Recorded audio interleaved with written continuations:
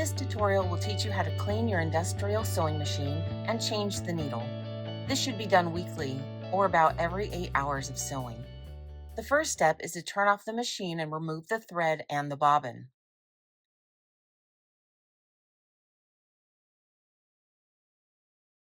Next, you're going to remove the needle. Make sure the stop is in place behind the machine. Then lift the machine and tilt it back, resting on the stop.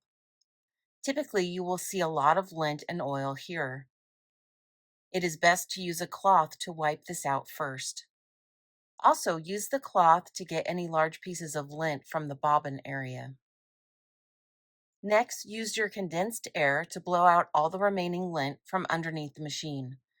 Make sure you use your right hand and always blow the lint to the left, away from the oil reservoir. Now use a cloth to get into all the small areas in the bobbin area and remove any excess oil and lint. Be careful to bring the sewing machine back down into position. Make sure you use 2 hands to do this. And keep your fingers away from the edges where the sewing machine will rest. Use the compressed air to blow any excess lint and oil off the presser foot and the needle plate. This is where I like to use a glass cleaner to remove any excess oil from the top area of the machine. You'll notice some collects by these little screws, so make sure you clean here very well. Repeat this with the bobbin casing. Use compressed air to blow any lint off of it, then use a little bit of glass cleaner on a cloth to remove any excess oil that can build up. To replace the needle, get a new sharp needle. You will notice that the side that has the hole, one side has a little notch in it. That notch needs to be on the right where you put the needle in. The way I like to do this is to put the needle into the shaft, then use a needle threader through the hole so I can see exactly how my needle is lined up.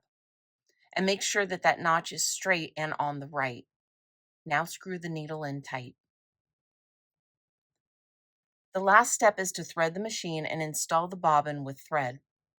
Hold the top thread up and out to the right and do 1 stitch to bring the needle down and back up. This will draw up the bobbin thread. Next, use a scrap piece of fabric to do a couple of stitches.